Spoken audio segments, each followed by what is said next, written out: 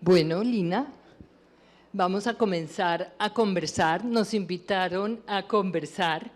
Yo estoy tranquila, o sea, no sentí esas mariposas en el estómago que generalmente me daban, y Cristina o los que han expuesto acá dan antes de enfrentar a un público y tratar de comentar el contenido de nuestras investigaciones, porque iba a estar con Lina, porque íbamos a tener una conversación sobre vejeces.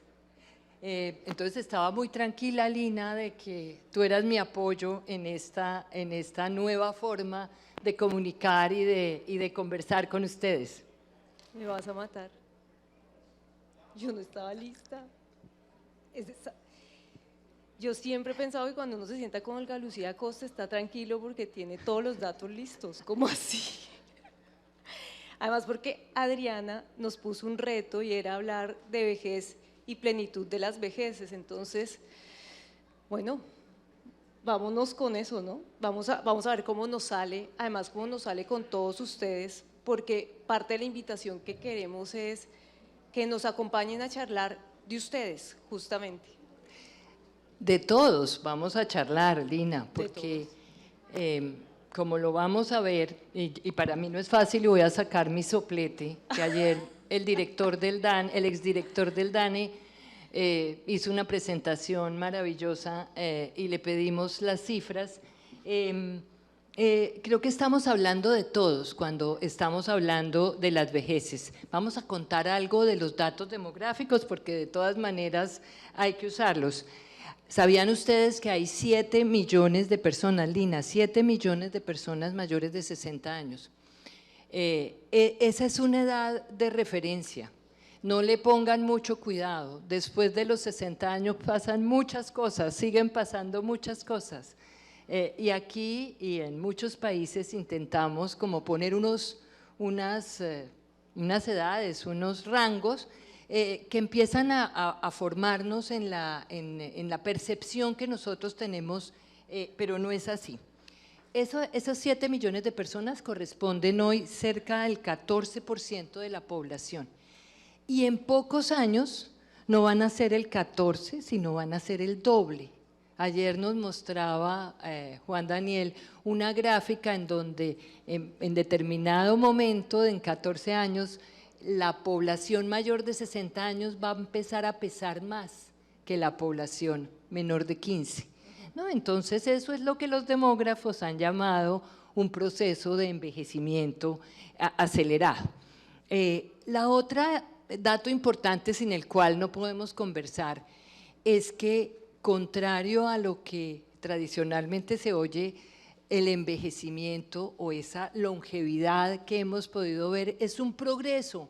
El progreso más grande del siglo XX es que podamos tener una mayor longevidad, que tengamos una expectativa de vida más grande.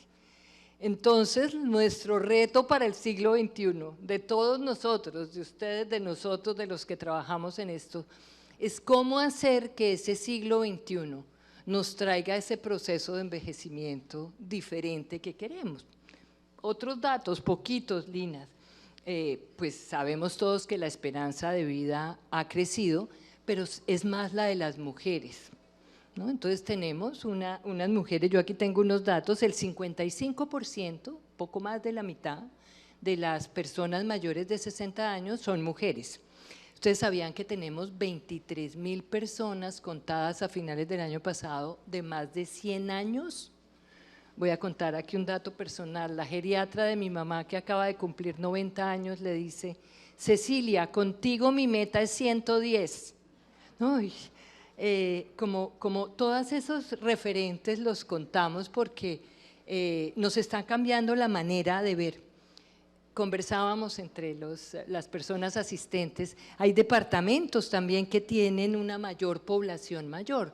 El envejecimiento en Colombia, o lo que hemos llamado personas mayores, no tiene el mismo peso en todas partes. Aquí hay muchos que nos acompañan de los departamentos de Quindío, Risaralda, Caldas, Tolima.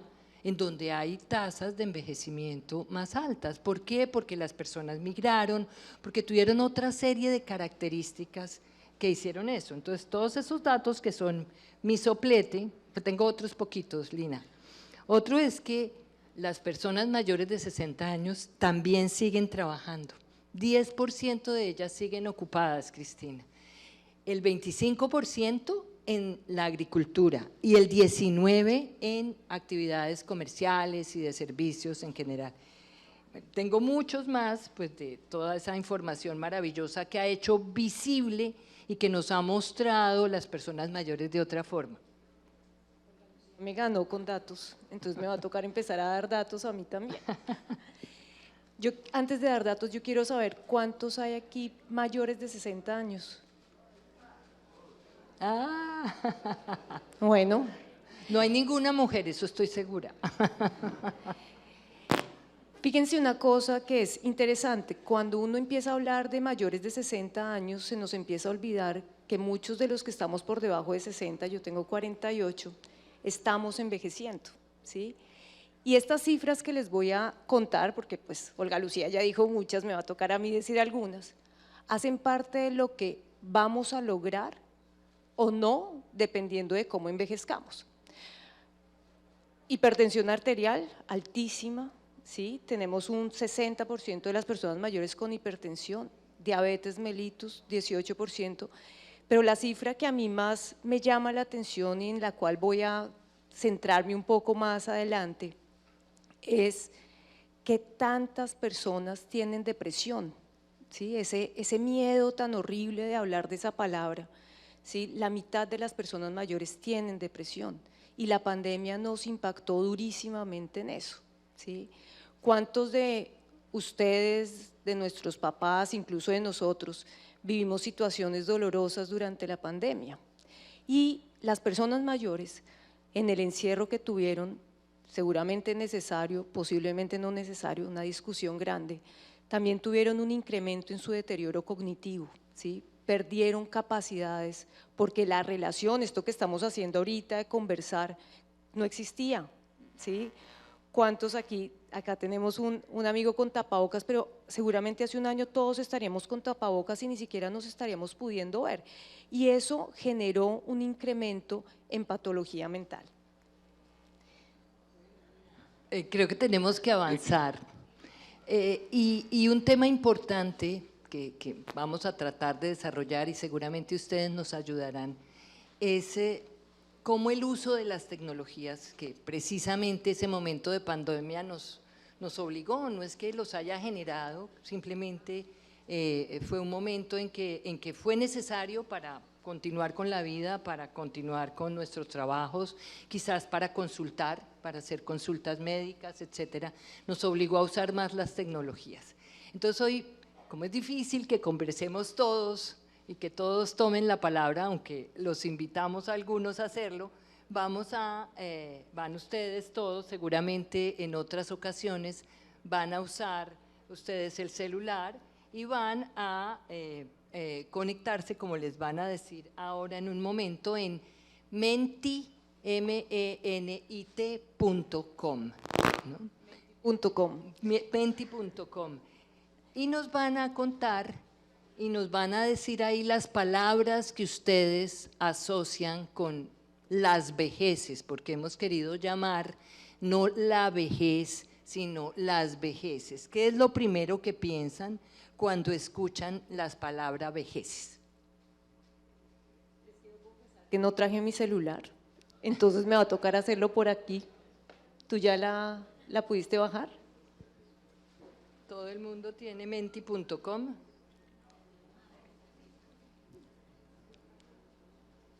Ya estoy bajándola. Sabes que ahora que estoy haciendo eso me acordé de una cifra que me parece súper importante y es solamente 1 de 3 personas mayores acceden a internet en nuestro país, es decir, aquí somos muchos privilegiados que estamos pudiendo hacer el ejercicio, ¿sí? En el país son muy poquitas.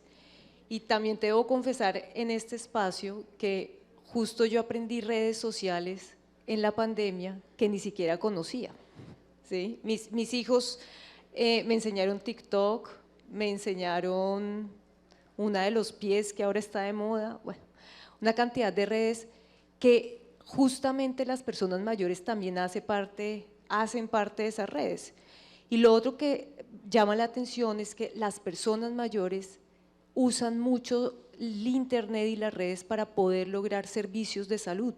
Y la gran pregunta es ¿qué tanta gente mayor sabe pedir una cita por internet? ¿Qué tan fácil es o qué tan difícil se puede convertir? Bueno, pues veamos lo que comienza a aparecer, lo que todos pensamos acerca de qué palabras están apareciendo, cuáles se están volviendo más intensas, cómo cambia esto. Hablamos de enfermedad, hablamos de soledad, hablamos de muerte, pero también aparece experiencia, por ahí sale plenitud, sabiduría. Vamos a tomar un momento para sentir qué es lo que estamos asociando con las palabras vejeces. Mucho soledad, mucho enfermedad, mucho, por ahí aparece tristeza, abandono, interesante. Ya nos están sirviendo un café, ¿nos tomamos un café?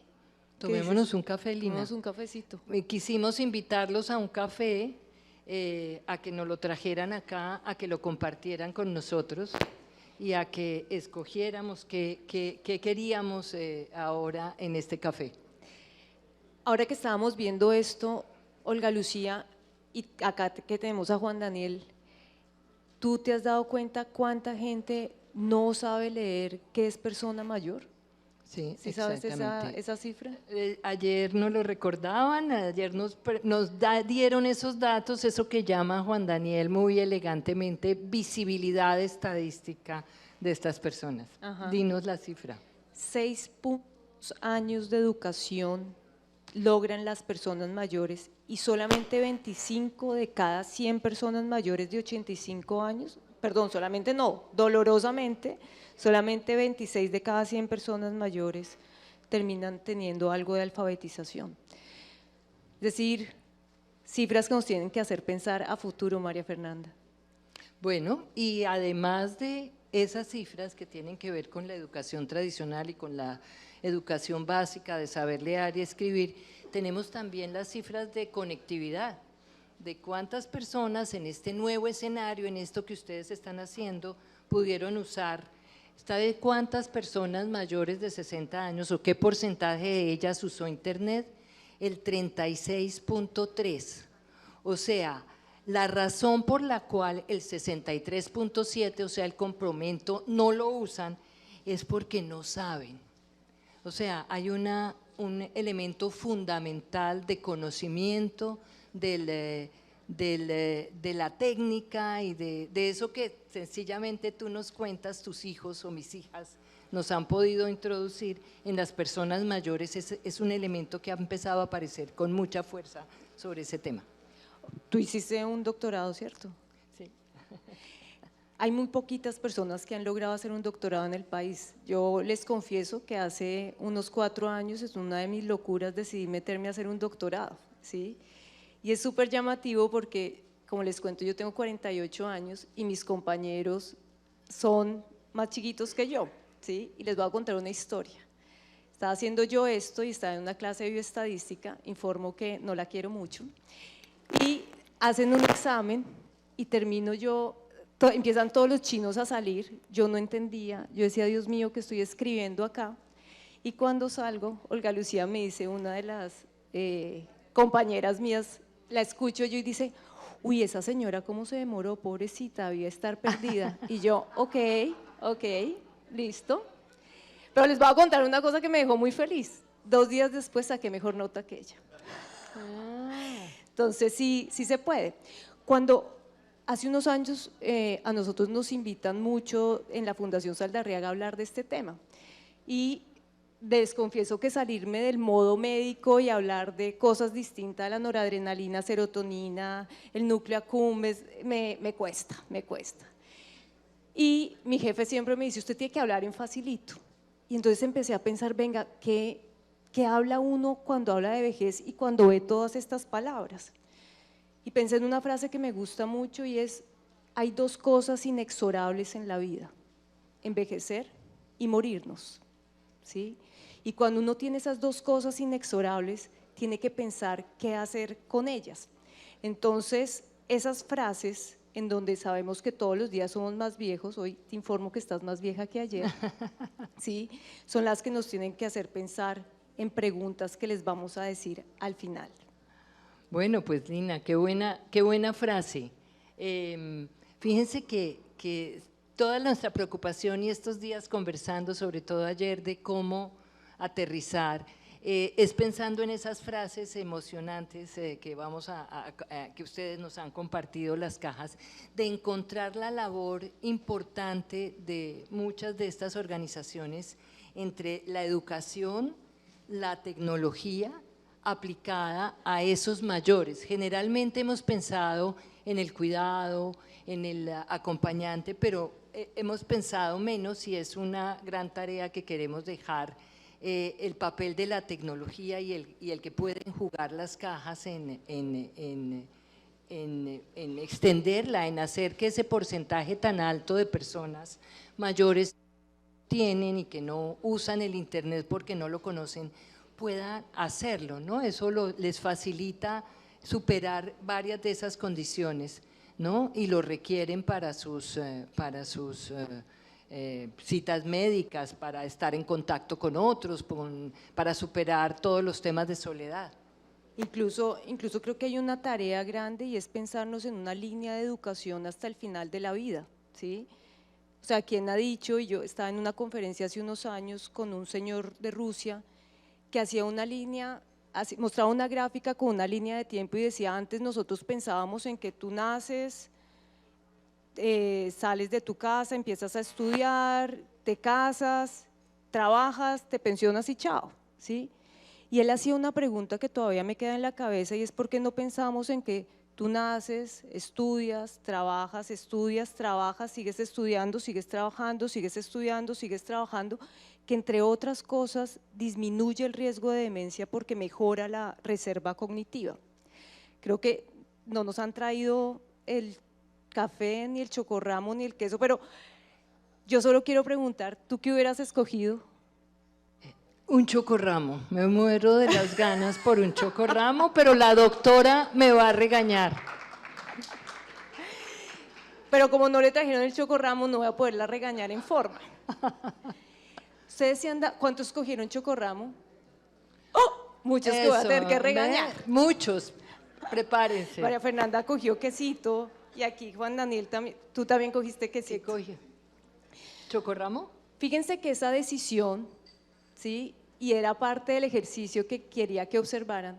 Esas decisiones son las que nosotros hacemos alrededor de nuestra vejez, ¿sí? Cuando yo escojo un chocorramo, delicioso, no hay nada como el chocorramo, informo, pero aquí tengo que decir que es mejor el queso. Cuando yo escojo el chocorramo, estoy escogiendo seguramente un envejecimiento no tan chévere ni tan saludable, más azuquitar en la sangre, más carbohidraticos en la sangre, ¿sí?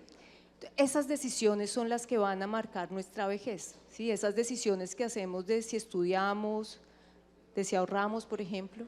Que si ahorramos.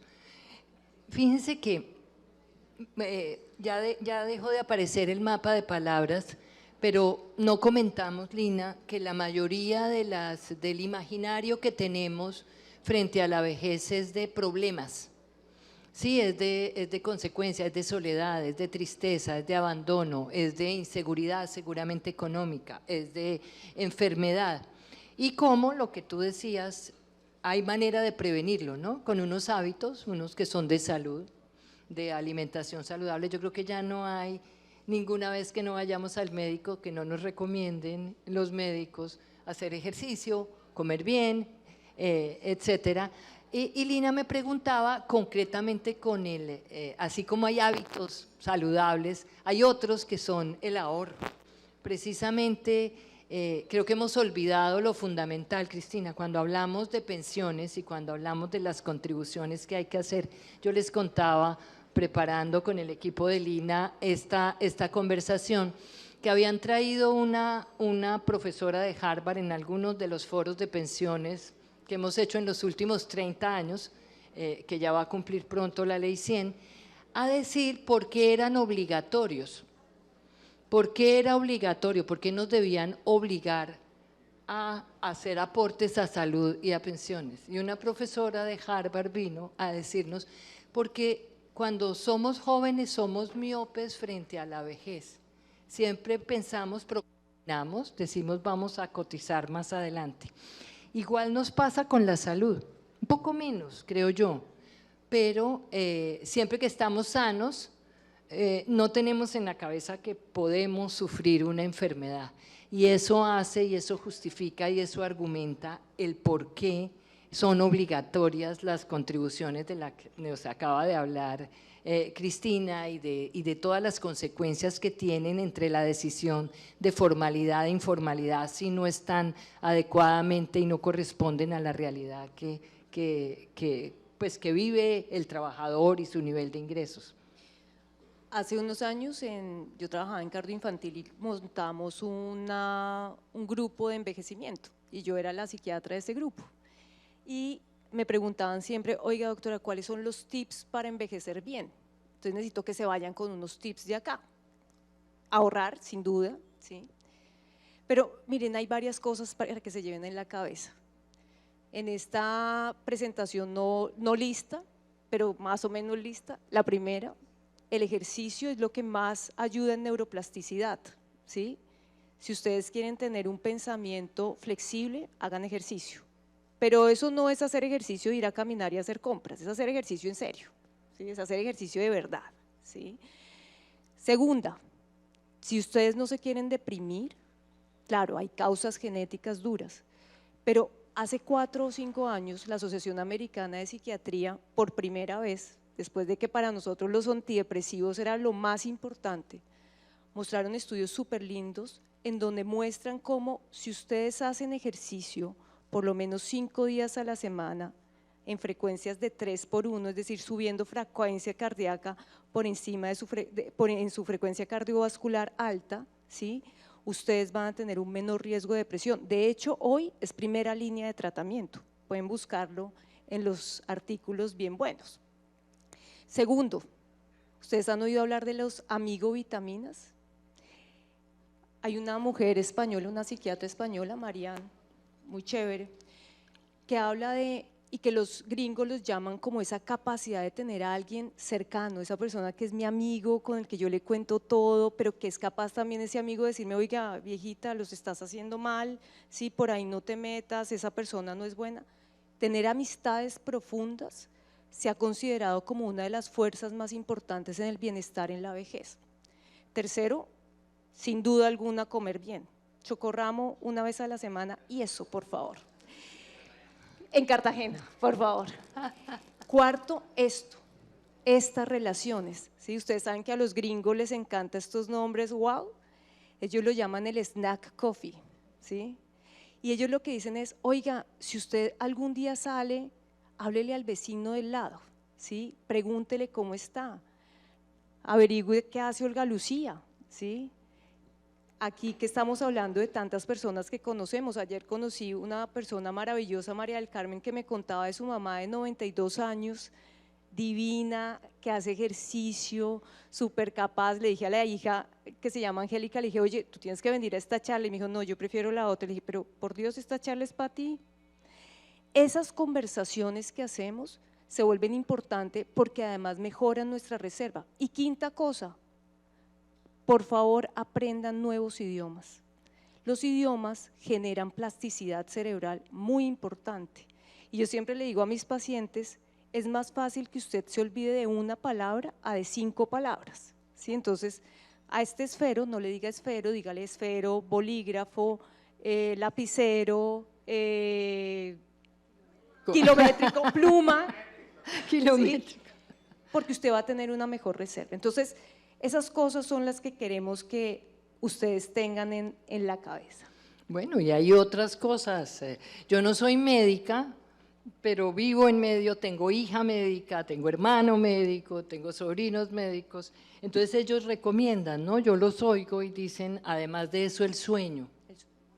El sueño, Lina, te faltó eso. Me faltó.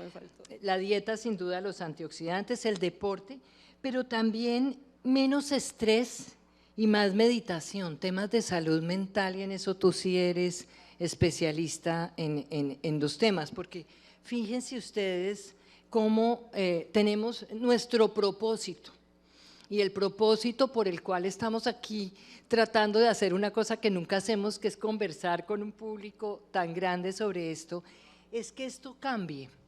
Es cómo tenemos que cambiar nuestra percepción sobre lo que significa la vejez.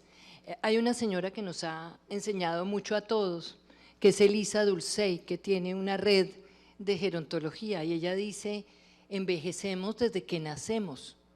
Entonces, esa percepción que tenemos que es solo un punto de llegada, hay que cambiarla, y se cambia con todos estos hábitos de los que estamos conversando con Lina. Sí. ¿Sí?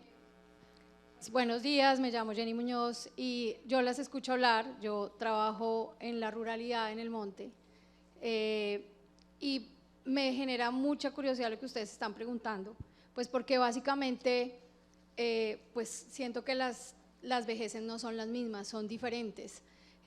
Yo en el monte he visto a la gente y a las mujeres viejas y a los hombres viejos pues gastar su vida trabajando, viviendo, pero también se relacionan de otras maneras.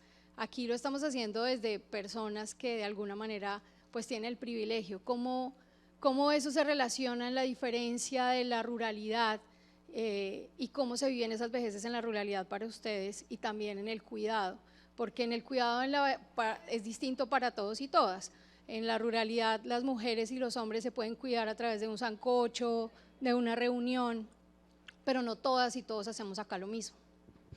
Bueno, pues a mí me da mucho gusto que hagas esa pregunta, porque no la hemos pensado, quizás no hemos tenido la misma constancia en divulgarla. La misión de transformación del campo, que además dirigió nuestro actual ministro de Hacienda, José Antonio Campo, y una de sus integrantes fue la actual ministra de Agricultura, Cecilia López, personas mayores que hoy están haciendo al lado una vida tranquila y cómoda porque todavía tienen muchas cosas que aportarnos al país. Nos pidieron un trabajo, Cristina también trabajó en temas relacionados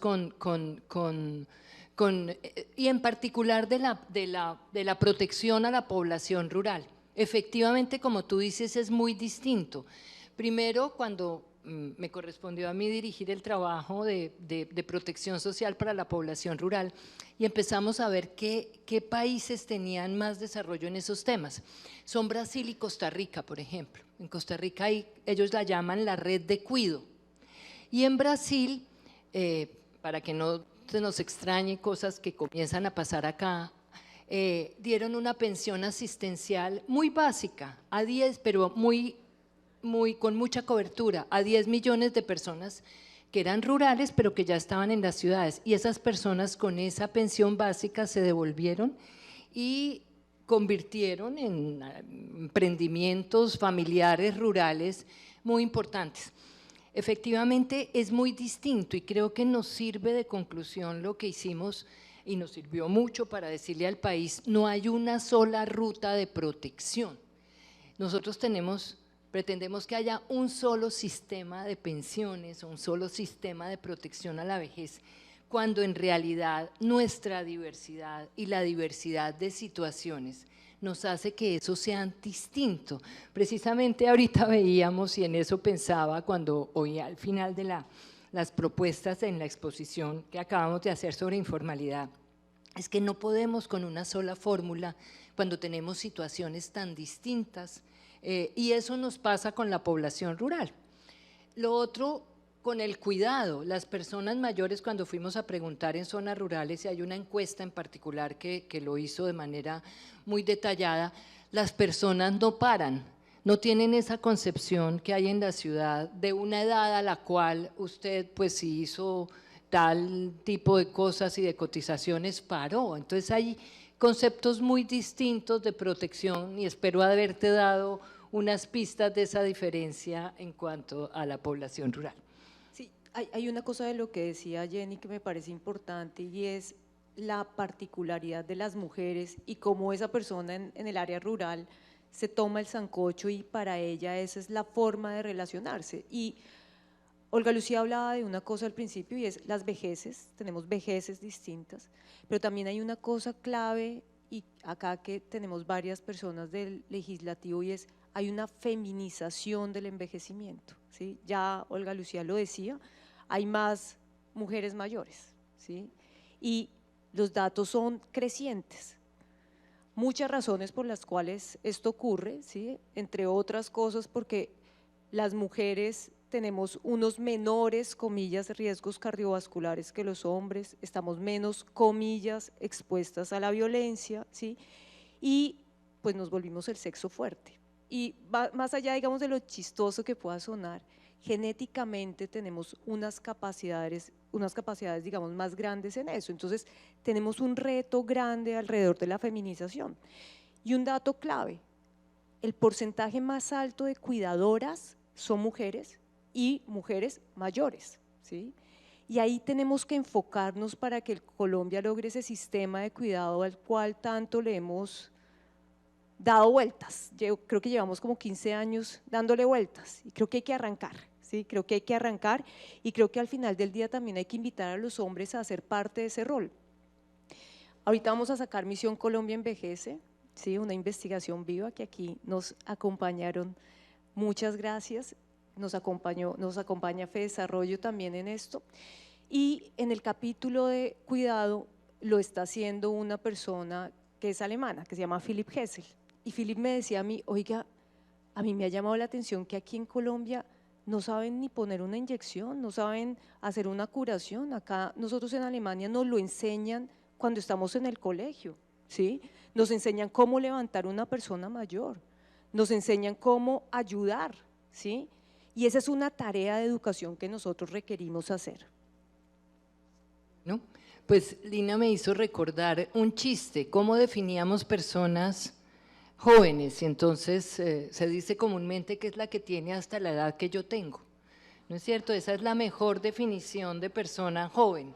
Entonces esto un poco trata de mostrar, y quería retomar un tema de cuidado. Efectivamente, las encuestas de uso del tiempo muestran que en todas las edades las personas que más cuidan son las que más cuidan, ellas que más emplean horas en el cuidado son las personas mayores de 60 años. Entonces ahí hay ese sistema de cuidado de cierta manera ya ha comenzado. Yo vivo, seguramente muchos de ustedes conocerán, Bogotá tiene una propuesta en esa materia de hacerlo realidad y hoy trabajan y mucha cooperación trabaja con ellos en hacer realidad algo que llaman las manzanas de cuidado, es decir, que la infraestructura que requerimos para cuidar, sea un niño, sea una persona mayor, esté en las zonas por las cuales nos movemos. En Bogotá va a ser algún día, esperemos pronto, alrededor de las estaciones grandes del metro que se está empezando a construir. Entonces hay unas apuestas muy importantes en las ciudades de hacer de la espacialidad de las ciudades un buen escenario para hacer políticas de cuidado.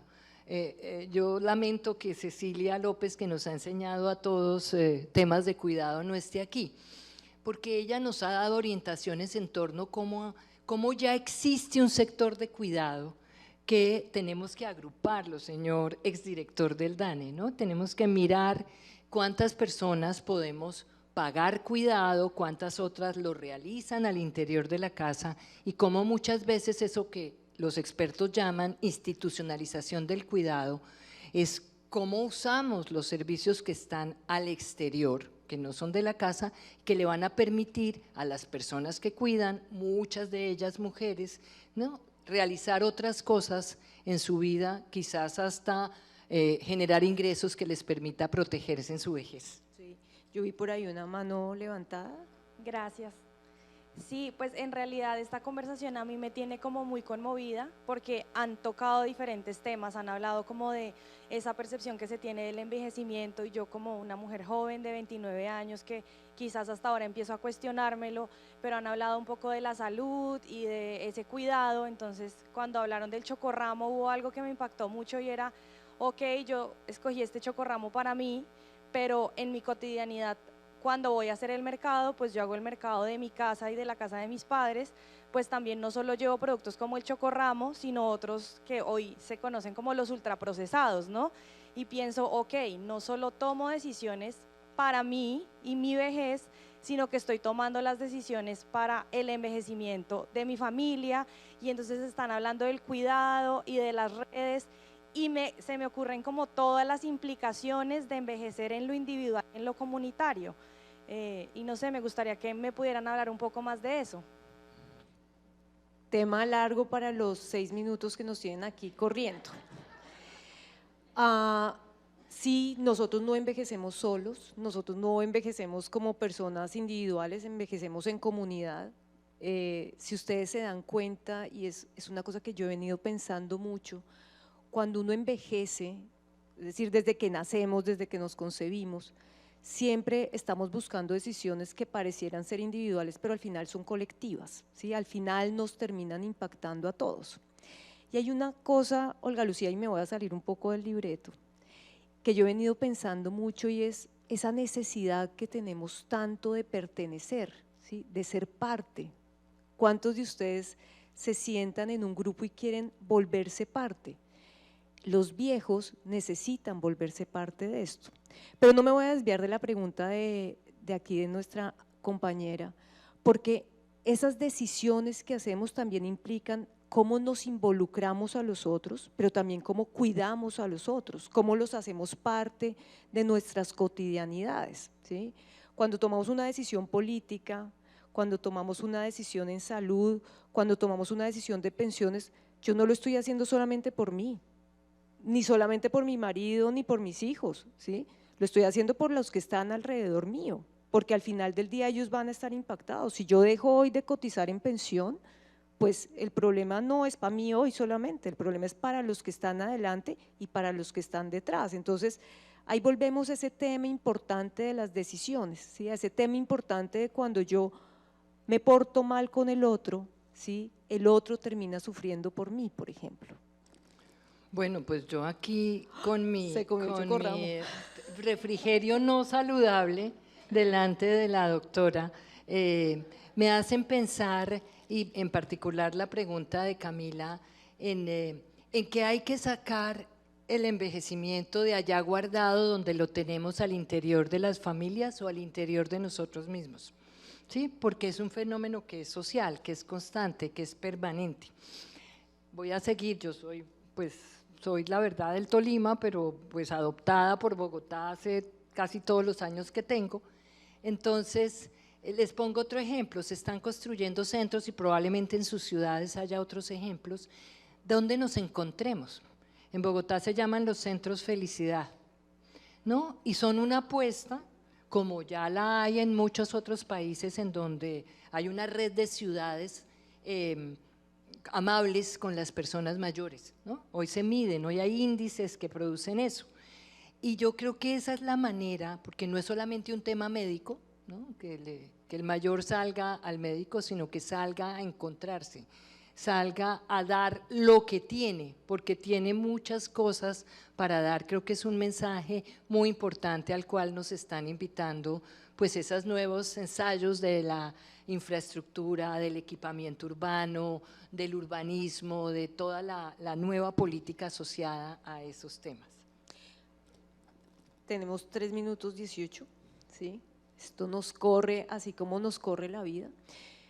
Y yo estaría muy feliz, y yo creo que tú también, Olga Lucía, si este momento de pensarnos nos lleva a hacernos esa pregunta de qué estamos haciendo hoy para envejecer bien, ¿sí? Y qué estamos haciendo hoy para que esos viejos que vamos a ser nosotros mañana en unos años estén bien. Y quiero cerrar con algo que a mí me pareció bellísimo y es cuántas personas hoy que están aquí acompañándonos son mayores de 60 años, ayudan y toman decisiones, nos traen experiencia, son capaces.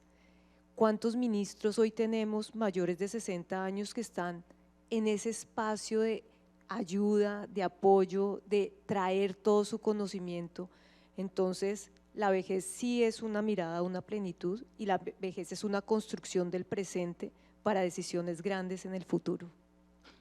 Me parece muy bien y muy sugerente. Yo había preparado lo que acabo de decir, que el tema del cuidado no es solamente individual, sino es colectivo, pero que también, y lo conversamos con Lina hoy al desayuno, nos reunimos temprano para acabar de concluir, que lo que buscamos con esta conversación corta, incompleta, con nuestros propios sesgos de psiquiatra y de economista, es cambiar nuestra percepción, volvernos en cierta forma, comenzamos diciendo que la longevidad que hemos conseguido, que era la gran revolución del siglo XX, se nos convierte hoy en el siglo XXI en una gran oportunidad de qué vamos a hacer con eso que conquistamos, que es un mayor número de años. De alguna forma tenemos que volvernos activistas, o sea, ¿cómo vamos a medir el éxito de cómo cambiamos?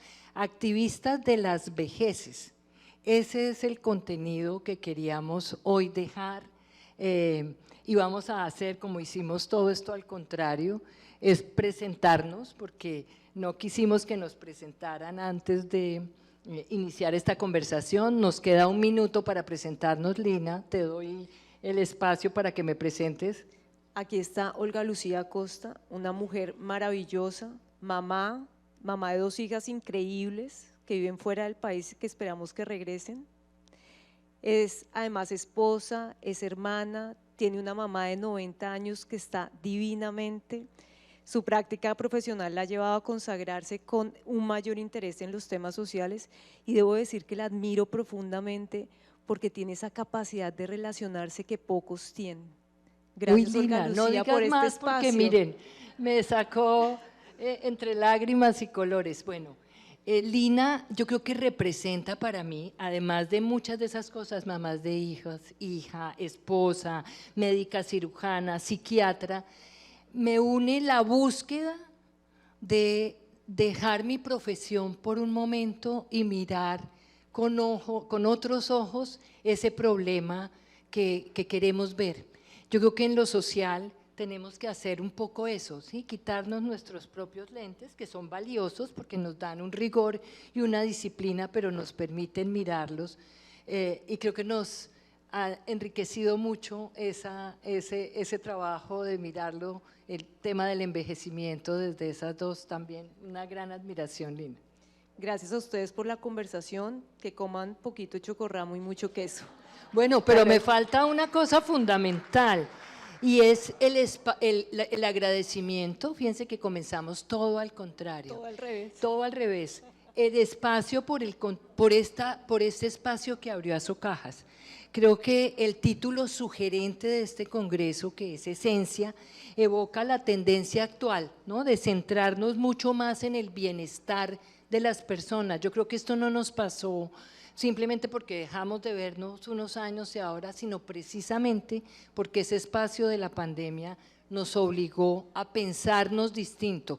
Y creo que muchas de las frases inspiradoras de este congreso sobre que la inclusión es la nueva cultura, que la inclusión es tener un poquito de todo, que diversidad es escuchar con los latidos del corazón, ¿no? Y muchos otros que ustedes podrán ver por ahí, realmente son los que inspiran en que puede ser un cambio, puede ser que esto terrible que pasó, de lo cual todavía no nos reponemos, ¿sí? Implique verdaderamente entrar en un camino de progreso, pues, individual y colectivo. Gracias a todos y gracias por escucharnos.